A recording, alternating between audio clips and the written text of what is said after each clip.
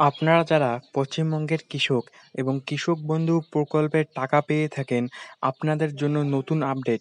এই খারিফ মরশুমের টাকা আপনাদের ব্যাংক অ্যাকাউন্টে কবে ঢুকবে এবং কারা বাদ পড়তে চলেছেন এই কৃষক বন্ধু প্রকল্প থেকে, কারা আর কৃষক বন্ধু প্রকল্পের টাকা ব্যাংক অ্যাকাউন্টে পাবেন না এবং আপনাদের খারিফ মরশুমের টাকা কবে থেকে দেওয়া হবে। বর্তমানে অনেক কৃষকই চিন্তিত এই কৃষক বন্ধু প্রকল্পের টাকা নিয়ে। বিজেপি সরকার ক্ষমতায় আসার পর অনেকেই চিন্তিত যে এই কৃষক বন্ধু প্রকল্পের টাকা আর ব্যাংক অ্যাকাউন্টে ঢুকবে কি না। তো আজকে আমি জানাবো আপনাদের কবে আপনারা খারিফ মরশুমের টাকা পাবেন এবং কারা পাবেন না এই টাকা এবং কাদের ব্যাংক অ্যাকাউন্টে টাকা ঢুকতে চলেছে। তো আজকের আপডেটগুলো আপনারা বিস্তারিত জেনে নিন। পশ্চিমবঙ্গ সরকারের অন্যতম জনপ্রিয় প্রকল্প কৃষক বন্ধু নিয়ে আপনি যদি একজন কৃষক হন বা চাষবাসের সঙ্গে যুক্ত হয়ে থাকেন, তবে এই প্রকল্পটি আপনার জন্য অত্যন্ত গুরুত্বপূর্ণ। আজকের এই ভিডিওতে আমরা জানব কৃষক বন্ধু প্রকল্পের বর্তমান নতুন আপডেট, কারা পাবেন কৃষক বন্ধু প্রকল্পের টাকা এবং কারা পাবেন না। কৃষক বন্ধু প্রকল্পের মূলত দুটি প্রধান সুবিধা রয়েছে। আর্থিক সহায়তা: যাদের চাষযোগ্য জমি 1 একর বা তার বেশি, তারা বছরে মোট 10,000 টাকা, খারিফ ও রবি মরশুমে 5,000 টাকা করে 2 কিস্তিতে পান।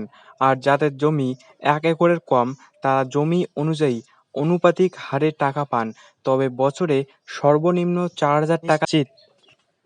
মৃত্যুজনিত সহায়তা: 18 থেকে 60 বছর বয়সী কোনো নথিভুক্ত কৃষকের অকাল মৃত্যু হলে তার পরিবার বা আইনি উত্তরাধিকারীকে এককালীন 2 লক্ষ টাকা আর্থিক অনুদান দেওয়া হয়।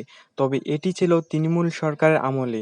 বর্তমানে পশ্চিমবঙ্গের বিজেপি সরকার, তাই অনেকেই মনে করতেছেন যে কৃষক বন্ধু প্রকল্পের টাকা আর ঢুকবে না।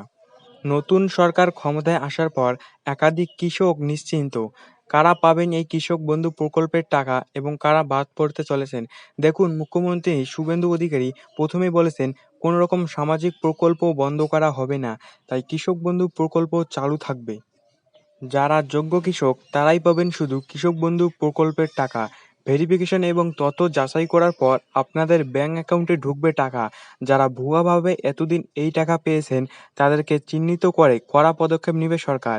এবারে কারা পাবেন না কৃষক বন্ধু প্রকল্পের টাকা: যারা অভারতীয় এবং ভোটার থেকে নাম ডিলিট হয়েছে এবং ভুয়া কাগজপত্র ব্যবহার করে কৃষক বন্ধু প্রকল্পের টাকা এতদিন পেয়েছেন, সেই সকল নাম বাদ পড়তে সম্ভাবনা রয়েছে। সামনে মুখ্যমন্ত্রী শুভেন্দু অধিকারীর সরকার 22শে জুন পূর্ণাঙ্গ বাজেট করতে চলেছেন। আপনাদের কৃষক বন্ধু প্রকল্পের টাকা ডাবল ইঞ্জিন সরকার যৌথভাবে দিলে ডাবল টাকা আপনাদের ব্যাংক অ্যাকাউন্টে ঢুকবে। কেন্দ্রীয় সরকার এবং রাজ্য সরকারের ডাবল ইঞ্জিন সরকার যৌথভাবে কাজ করার সম্ভাবনা রয়েছে এবং এটি বাংলায় শুরু হওয়ার সম্ভাবনা রয়েছে। বিজেপি সরকার ক্ষমতায় আসার পর কেন্দ্রীয় সরকারের যে সকল প্রকল্প শুরু হওয়ার সম্ভাবনা রয়েছে সেগুলি হলো প্রধানমন্ত্রী আরোগ্য যোজনা, প্রধানমন্ত্রী শস্য বীমা যোজনা, বিশ্বকর্মা যোজনা, পিএমসিজি যোজনা। এই সকল প্রকল্প বাংলায় শুরু হওয়ার সম্ভাবনা রয়েছে।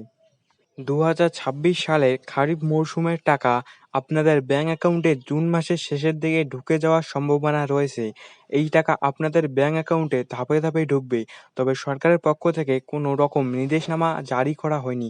ডিবিটি এর মাধ্যমে ব্যাংক অ্যাকাউন্টে টাকা ঢুকে যাবে।